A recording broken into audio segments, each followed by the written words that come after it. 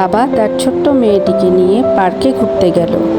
হঠাৎ একটা আপেলওয়ালাকে দেখে মেয়েটি বলল, বাবা আমাকে কি আপেল কিনে দিবে?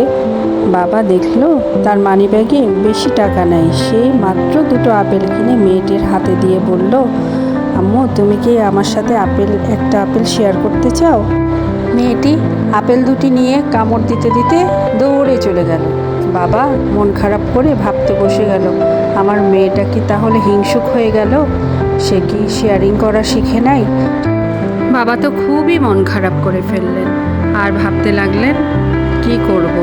হঠাৎ মেয়েটি দুইটি আপেল নিয়ে বাবার কাছে চলে এসে একটি আপেল বাবাকে দিয়ে বললেন, বাবা এই আপেলটা খুবই মিষ্টি, এটা আমি তোমাকে খেতে দিলাম। বাবা মুহূর্তে খুশি হয়ে গেল এবং ভাবতে লাগলো, এত দ্রুত কাউকে জাজ করা ঠিক নয়।